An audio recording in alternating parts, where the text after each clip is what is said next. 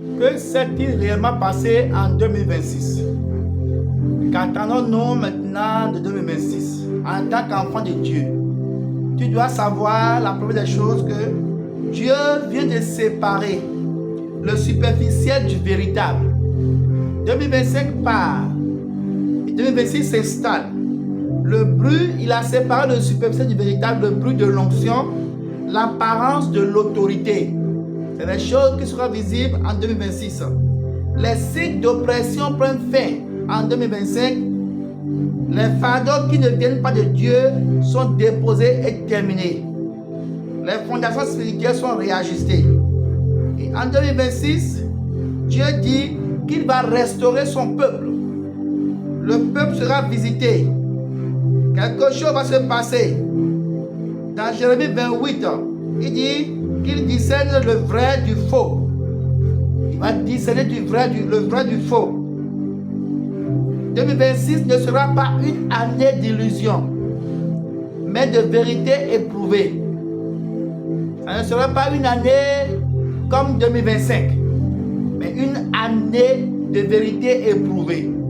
Ceux qui vont marcher dans le véritable seront visités. Le peuple qui sera restauré, c'est un peuple qui va passer par le temps, la correction et la fidélité. Si tu es pressé pour avoir quelque chose, 2026 n'est pas pour toi. Si tu veux rapidement grandir, 2026 n'est pas pour toi. 2026 c'est pour les patients. Ceux qui vont accepter marcher dans le temps. Ceux qui vont accepter la correction et qui seront fidèles seront juste étonnés en 6 mois, de 3 à 6 mois, seront juste étonnés de voir quelque chose dans leurs mains. Si tu avais l'habitude de tricher, 2026 n'est pas pour toi. 2026 c'est une année pour les patients, c'est une année pour les fidèles. Il dit dans Jérémie 29, verset 11, il dit: je connais les projets que j'ai formés sur vous. Les projets que Dieu a formés sur ta vie, il les connaît, il les maîtrise tous. Mais il va passer maintenant par un processus. Le processus, tu vas accorder un temps à Dieu. Tu peux lui dire: Seigneur, je t'accorde 3 mois, je t'accorde 6 mois. Et tu seras patient.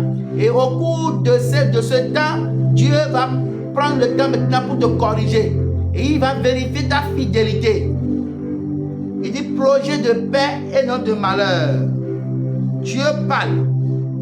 Il est en train de parler à un peuple.